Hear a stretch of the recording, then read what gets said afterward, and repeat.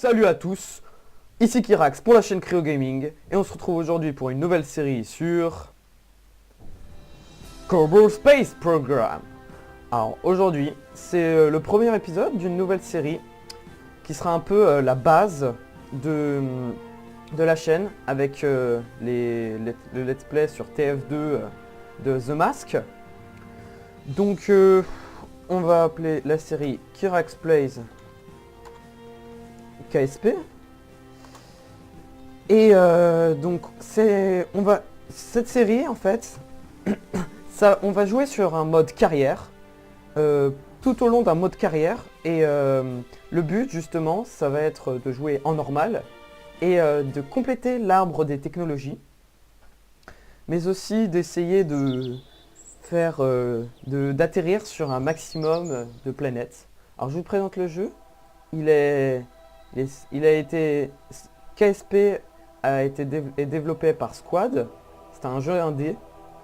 Et en fait, c'est un peu un simulateur de vol spatial. Alors là, on a le système kerbolien. Parce que le soleil s'appelle Kerbol. Petite boule de lumière. Et donc voilà, donc le système kerbolien qui compte plein de planètes. Dont Illu, Joule, Dress, Duna qui est un peu l'équivalent de Mars, Kerbin qui est équivalent de la Terre, Eve et Moho qui est un peu l'équivalent de Mercure. Donc on va essayer d'atterrir sur un maximum de corps célestes. Et notre premier objectif, ce sera d'abord de atterrir sur la Lune. Sur Mun, la première lune de Kerbin, et sur Minmus, la deuxième lune de Kerbin. Donc aujourd'hui, ça va être un peu l'épisode présentation de la série, présentation du jeu et lancement de la première mission. Alors d'abord, donc là on se retrouve sur l'écran du centre spatial un petit peu. Et donc la première chose à faire, c'est d'aller dans le Mission Control Facility. En fait, c'est là où on va pouvoir accepter des contrats et se faire du fric. Parce que vous voyez ici, on a l'argent, la réputation, la science. Et donc au tout début d'une partie, on accepte 2 contrats.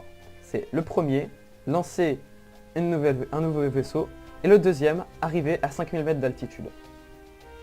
Donc on ferme ça. Et du coup, là on se retrouve avec les deux nouveaux contrats. Donc on va construire notre première fusée. Et en fait l'objectif ici, ça va pas être tout de suite d'atteindre l'espace, mais de remplir ces 2 contrats. Donc on met un petit command pod. Ah oui, je vous ai pas dit. Alors, je sais pas comment ça va s'organiser, mais moi j'ai pas trop l'habitude de trop expliquer ce que je fais. Donc si vous voulez que j'explique plus, mettez-le dans les commentaires. Et si vous voulez pas que j'explique, bah mettez-le dans les commentaires aussi, ça fait plaisir de savoir que vous avez le choix. Donc là, donc aujourd'hui en fait je vais expliquer ce que je vais faire, mais à terme je vais de moins en moins expliquer parce que ça va être à peu près des choses un peu différentes, mais en gros ça va pas être différent fondamentalement en fait. Donc là, notre objectif c'est de lancer le nouveau vaisseau et d'arriver à 5000 mètres d'altitude. Donc en fait, pour faire ces 2 contrats, c'est tout simple. Les 2 premiers contrats, on met un fuel booster, un booster en gros, et un parachute. Donc ce qui va se faire, c'est que, et aussi on fait les étages, on les organise, de façon à ce qu'on enclenche d'abord le booster, ensuite le parachute. Voilà, parce que si on déclenche le booster et le parachute, en même temps, ça va pas être génial. Ça va se mettre... Le parachute va s'ouvrir en même temps que la fusée va décoller, et ça va tourner dans tous les sens et ça va se cracher en gros. Et donc du coup, en fait, c'est ultra léger cette capsule. Ce vaisseau est ultra léger. Donc le simple booster, solide, va nous aider à atteindre les 5000 mètres d'altitude, comme ça. direct. Parce que notre fusée est très très légère. Donc on va l'appeler première mission, notre mission. Et on va sauvegarder et on le lance. Alors KSP, c'est un simulateur spatial. Et l'intérêt de tout ça, c'est justement de faire une belle simulation de ce qui se passerait dans la vraie vie. C'est la simulation qui se rapproche le plus de la vraie vie aujourd'hui, à peu près. Donc ici, on est sur le Launchpad. Donc le pod de lancement, hein, le pas de tir. Et on va, en même temps, donc notre objectif, c'est de faire du fric, là. Mais on va aussi faire de la science. La science qui va nous permettre de débloquer des technologies et des nouvelles parts. Des nouvelles, nouvelles parties de vaisseau. Donc on va faire un crew report du Launchpad. Et on va... Donc on a de la science, 1,5 science. C'est pas beaucoup, mais c'est déjà ça. Et mais on va pas le faire tout de suite parce que on va pouvoir récolter de la science plus haut, vers 5000 mètres à peu près. Ça va être plus haut et ça va être plus de science. Donc pour l'instant, on ne va pas le faire et on va directement lancer notre fusée. Donc le booster liquide en premier. On appuie sur espace. D'abord, on enclenche la stabilisation, hein, c'est très important. Et attention, espace et voilà, c'est lancé. Vous voyez qu'on va très très vite. Oui, très très vite, oui. Et donc là, on est déjà à 2000 mètres d'altitude. Donc c'est les mains dans les poches, ce contrat. Franchement. Ensuite, ce qui va se passer, c'est que donc là, on a les deux contrats qui sont accomplis. Donc, on a lancé notre nouveau vaisseau, 5 sciences, 4587 de funds, qui est la monnaie du jeu en gros. Et on a atteint 5000 mètres, toujours plus d'argent, toujours plus de réputation. Donc là, ce qu'on va faire, c'est qu'on est à 15 000 mètres d'altitude. On va faire un crew report. Et là, avant, on avait gagné 1,5 science. Mais comme on est en altitude, on va gagner 3,5. C'est pas beaucoup, mais c'est toujours ça. On va garder. Et ensuite, on va faire un truc assez risqué. Enfin, EVA. EVA report. 5,6 sciences. On va enclencher le jetpack et revenir dans la capsule direct. Alors ça... c'est pas conseillé en début de partie, mais bon, ça nous permet de faire plein de sciences. Du coup, on va déclencher le parachute en faisant sur espace. Hein. Donc oui, chaque nouvel étage, on le fait en déclenchant on le déclenche en utilisant l'espace. Et on va accélérer le temps jusqu'à arriver au sol.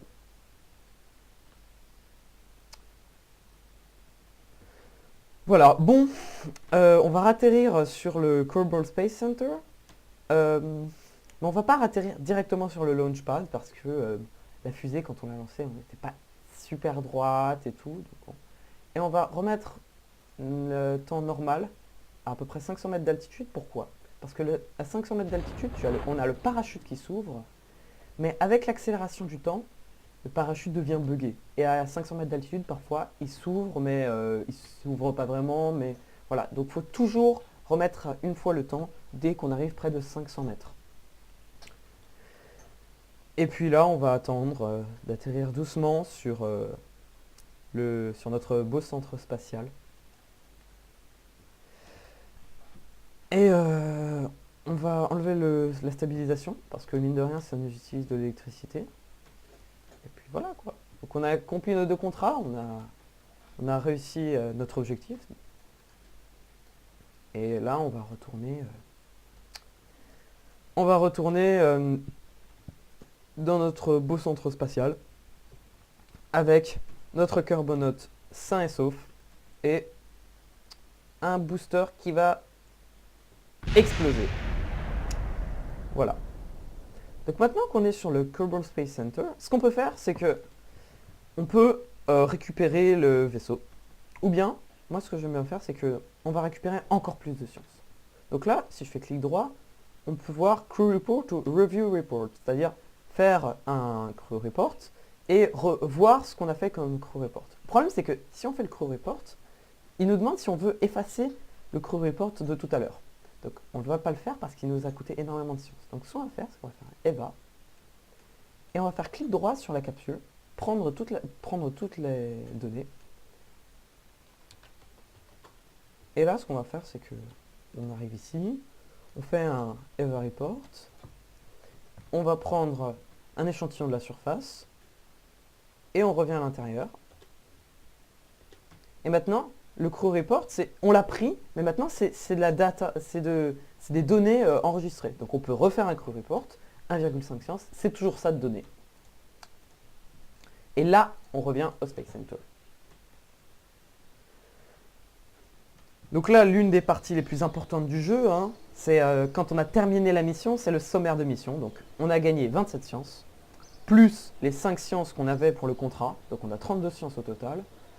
On a récupéré le command pod, le parachute et du monopropellant, qui était inclus dans la capsule. Et on a récupéré Jebediah.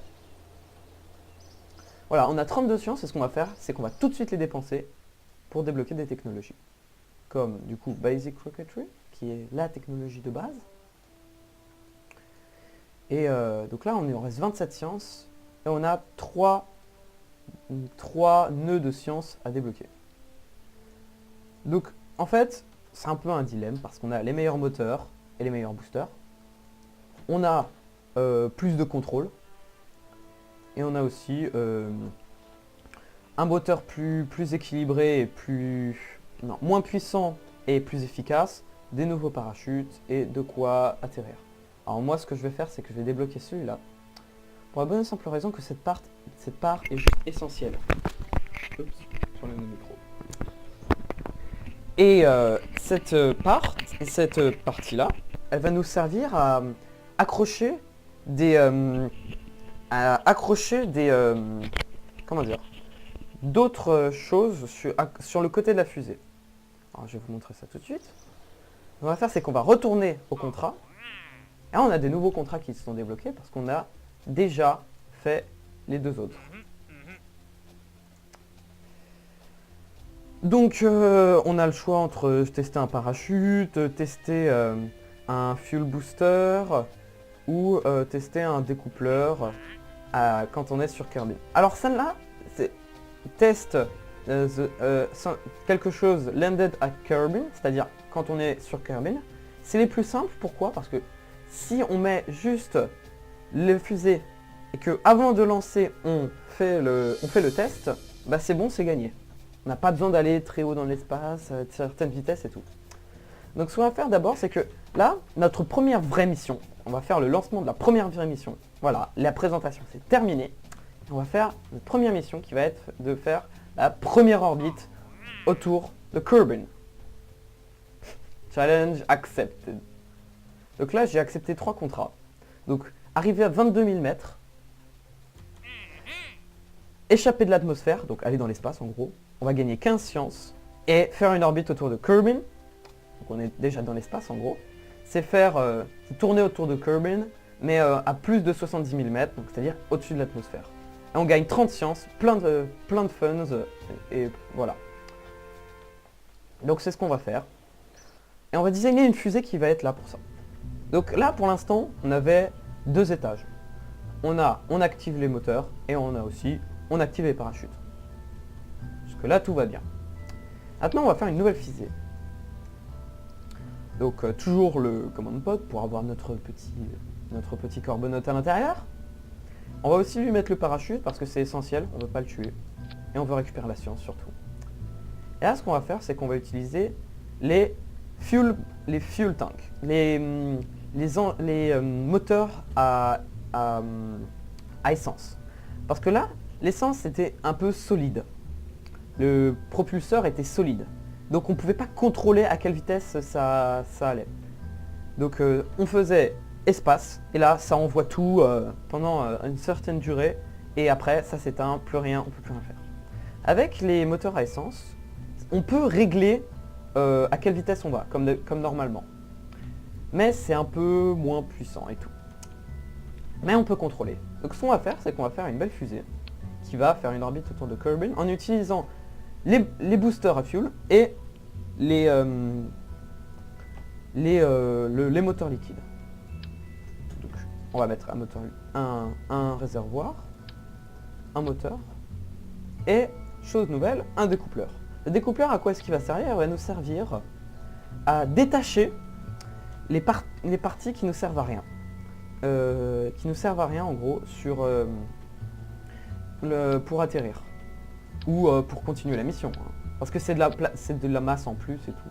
Donc on va mettre un découpleur en dessous de la capsule, comme ça à la fin de la mission on enlève la capsule, on enlève tout le reste de la fusée où il n'y en reste plus que la capsule, le parachute va s'ouvrir et il n'y a que la capsule qui va retourner sur Terre.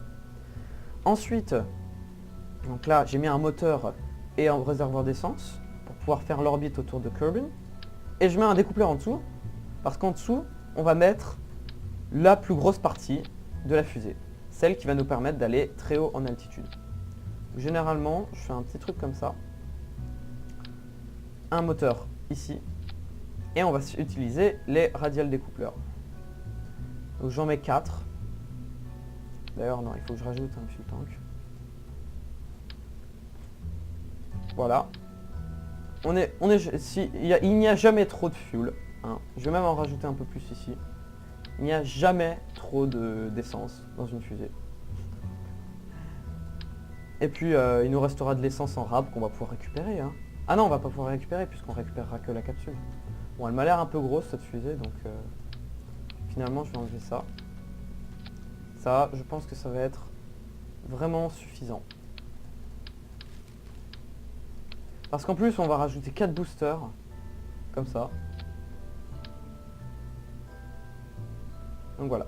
Chose très importante avant de lancer sa première mission, regardez les étages qu'on fait. Donc là pour l'instant on a 6 étages. Donc en premier on va déclencher les boosters, effectivement. En deuxième on doit détacher les boosters, parce que les garder ça sert à rien. C'est plus de masse et donc plus galère. En troisième on va déclencher le moteur. Sauf que c'est pas ce qu'on veut faire. On veut déclencher les moteurs en même temps qu'on détache les boosters. Comme ça, on continue à y aller. En gros. Ensuite, on détache cette partie-là. On détache tout ça. Et il nous restera plus que ça qui va aller en orbite. Et donc du coup, ce qu'on va faire, c'est qu'on va faire la même chose. Dès qu'on enlève l'autre partie de la fusée, on déclenche cette partie-là de la fusée, ce moteur. Et après, on enlève ça, on enlève la capsule. Donc la capsule retourne toute seule. Et on déclenche le parachute. En gros, le cheminement de la mission, je vous explique. C'est, on va utiliser les boosters, on va monter très haut en altitude. On va détacher les boosters et on va utiliser la fusée pour aller encore plus haut.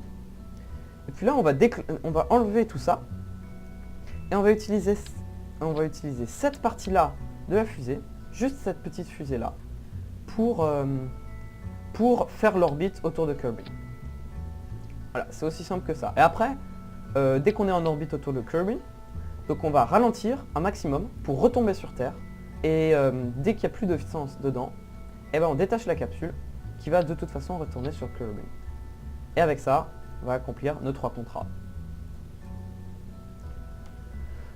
Donc, on va l'appeler comment? Première orbite. Allez, on sauvegarde et lancement. C'est le premier épisode, donc il risque d'être plus long que les autres. Mais bon, enfin c'est parce que c'est le premier épisode, j'explique tout et tout. Et c'est ici que c'est le plus important de déclencher la stabilisation. Pourquoi? Parce qu'on a plein de moteurs là, cette fois-ci. On en a 4. Donc ce qu'on va faire, c'est que donc on arrive, on a 50% des gaz, en gros. Mais comme justement, vous vous souvenez, on utilise les fuel boosters, eh ben on va pas pouvoir les contrôler, donc autant tout de suite mettre à 0. Donc, 3, 2, 1, lancement. Vous voyez, on a déclenché nos 4 boosters, et ça va très vite. Très très vite.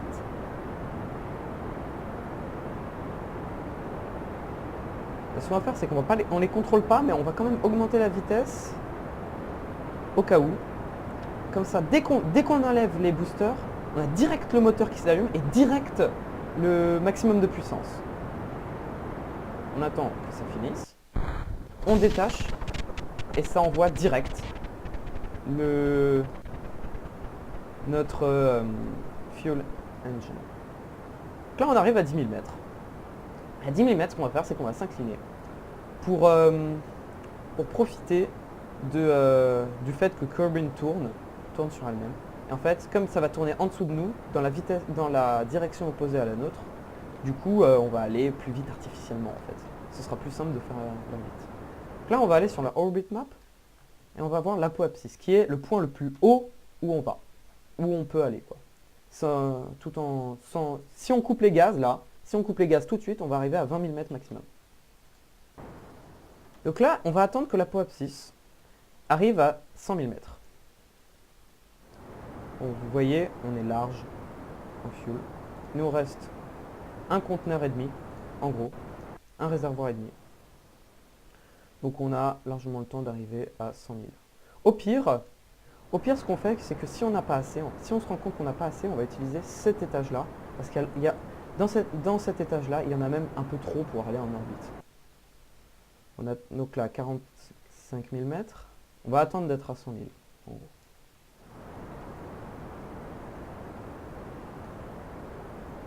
Donc pour le virage de gravité, on appelle ça à 10 000 mètres, il faut aller à 45 degrés, c'est-à-dire sur ce petit truc-là, comme ça. Là, on se rend compte qu'on est déjà à 100 000 mètres. On appuie sur X pour couper tous les gaz.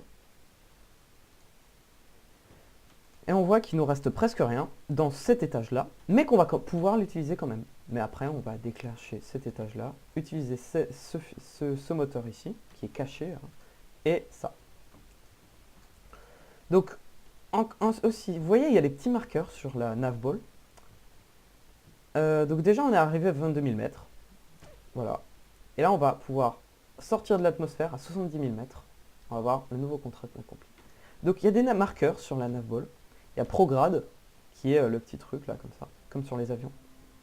Si vous avez déjà si vous avez déjà été dans un simulateur d'avion, ben ça c'est la direction où l'on va. Donc si on déclenche les moteurs dans la direction où on va, ce qui va se passer, c'est que on va accélérer quoi. Donc pour aller en orbite, donc il faut aller super vite autour de Kerbin. Et ce qui va se passer, c'est que le Prograde va se retrouver ici, là. Et regardez, si je pointe ici, notre fusée va être exactement à l'horizontale, à peu près à l'horizontale par rapport à Kerbin. Et si on pousse dans cette direction-là, eh ben, on va aller autour de Kerbin. En gros, on va faire une orbite propre. Donc ce qui va se passer, c'est que dès que le Prograde sera, dès qu'on arrivera pas loin de l'apoapsis, eh ben, on va accélérer pour pouvoir aller de plus en plus vite et faire une belle orbite autour de Kerbin. Et aussi dans les marqueurs, il y a aussi le rétrograde, qu'on ne voit pas là, mais c'est un peu le prograde, mais avec une croix au milieu. C'est le point d'où l'on vient. Donc si on accélère, c'est le point inverse en gros. Et donc si on accélère dans le rétrograde, on ralentit en gros. Donc là, 98 000, on n'est vraiment pas loin de l'apoapsis, donc on va déjà déclencher le moteur. Et là, on active l'autre étage. Et là, on se retrouve avec un tout petit truc qui va super vite. Et là, il y a le cercle qui est autour de Kerbin qui va se faire. Et on va pouvoir couper. Première orbite accomplie, 30 sciences, 59 000 d'argent et 142 de réputation.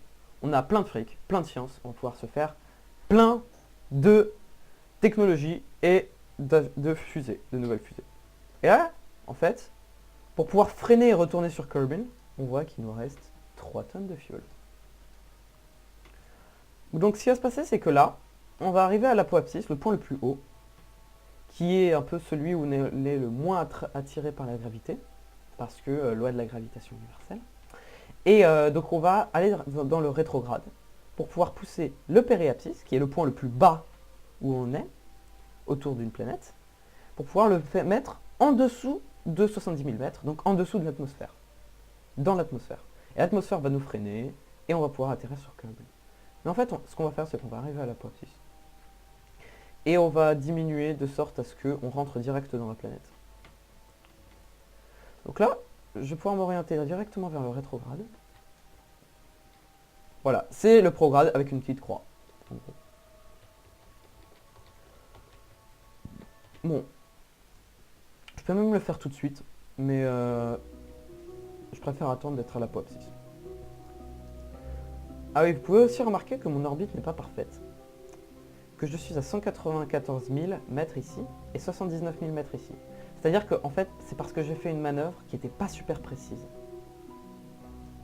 Donc là, on arrive à l'apoapsis. Non, regardez bien. Là, le petit cercle. Vous voyez, on a la périapsis ici à 79 000. Et si j'accélère dans cette direction-là, c'est-à-dire que je ralentis. Déjà, ma vitesse diminue drastiquement. En plus de ça, je me retrouve dans Kerbin. Je vais atterrir dans Kerbin en fait. Bon, j'ai fait un mauvais choix. Ce qui va se passer, c'est que là, je vais atterrir dans le côté un peu sombre de Kerbin, dans la face qui est de nuit, et on verra rien. Mais bon, enfin, je vais pas ralentir plus que ça, parce que sinon, on va se retrouver complètement dans la nuit, et vous allez rien voir. Vraiment. Je dis ça d'expérience parce que déjà, moi, je regarde beaucoup de vidéos YouTube sur Kerbal Space Program, et je me rends compte que de nuit, bah, c'est impossible, quoi. C'est impossible à voir. Donc là, en fait, on se rend compte qu'on a mis beaucoup trop de fuel. C'est de l'argent un peu gaspillé, mais bon, pour l'instant, on en a des tonnes. Donc voilà. Donc on va pouvoir détacher, se séparer de tout ce fuel et de ce moteur. Il ne reste plus que la petite capsule ici. Et on va faire de la science. Full report. Donc dans l'espace proche de Kerbin. Et un EVA report. EVA report. Donc un EVA au-dessus des montagnes de Kerbin. 8 sciences. Donc c'est déjà pas mal. Hein. On va activer le jetpack parce que notre petit Kerbonaut s'est détaché de la capsule. Donc avec la touche R, le jetpack, on s'accroche et on rentre. R le jetpack et on utilise le jetpack pour aller dans tous les sens. Jebediah qui est content. Toujours content ce petit Kerbonaut.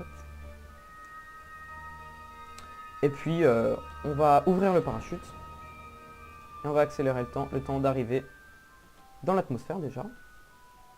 Ah oui, le SAS, la stabilisation automatique, nous utilise beaucoup d'électricité. Enfin beaucoup, nous utilise de l'électricité. Avant on en produisait grâce au moteur. Mais là on n'en produit plus. Donc on va désactiver le SAS et on va continuer. Et en fait, je dis jusqu'à l'atmosphère parce que dès qu'on arrive dans l'atmosphère, il y a le time warp, l'accélération temporelle, qui qui se rabaisse et qui nous met automatiquement en 1 fois. Donc là, qu'est-ce qui va se passer? C'est qu'on va à 2200 mètres secondes. Une capsule super légère. J'ai désactivé le SAS. Donc il va dans tous les sens. Ce qui va se passer, c'est que comme on va super vite par rapport à l'air, bah, qu'est-ce qu'il va faire? C'est que comme toute capsule, normalement je devrais avoir des boucliers thermiques, mais dans KSP ça n'existe pas. On va avoir des petites flammes qui vont se mettre autour de la capsule. Parce qu'on va rentrer dans l'atmosphère. Je vous laisse observer le spectacle. Donc, oui, j'ai déclenché le parachute de façon préventive. Parce qu'il va s'ouvrir complètement à 500 mètres. Mais il va quand même s'ouvrir un petit peu, un tout petit peu, dès qu'on arrive un petit peu dans l'atmosphère. Donc d'abord on va avoir les effets de rentrer dans l'atmosphère. Et pendant qu'on va rentrer dans l'atmosphère avec les petites flammes autour, il y a le parachute qui va s'ouvrir et qui va nous ralentir. Donc là, qu'est-ce qu'on va faire? C'est qu'on va atterrir au-dessus de la mer. Ah, vous voyez, flamme rouge. Comme dans une vraie capsule. Ah oui, et j'ai fait pointer ma capsule vers le rétrograde. Comme ça, on a la grosse face qui est contre le rétrograde. Et c'est comme ça qu'on fait dans les vraies capsules. Et aussi, on a le parachute à l'arrière qui s'ouvre maintenant. Là. Et comme ça, la capsule ne se retourne pas parce qu'on a le parachute à l'arrière. Donc c'est pratique. Je vous conseille de faire ça. Mais surtout, toujours désactiver le SAS dès qu'on arrive pas loin de l'atmosphère. Le soleil se lève, on arrive dans la face éclairée, enfin presque éclairée, on va atterrir dans la mer.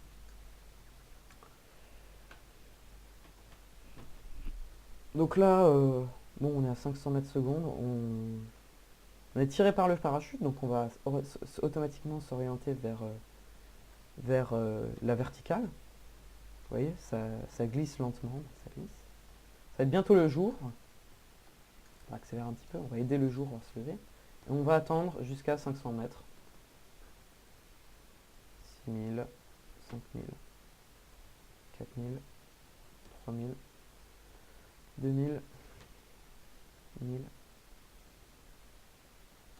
Et c'est bon. Et à 800 mètres, notre parachute va vraiment s'ouvrir. Comme ça. Et on atterrit à 6,4 mètres secondes, ce qui est appréciable. Bon, le niveau de la mer est de 0, donc là on va attendre jusqu'à 0.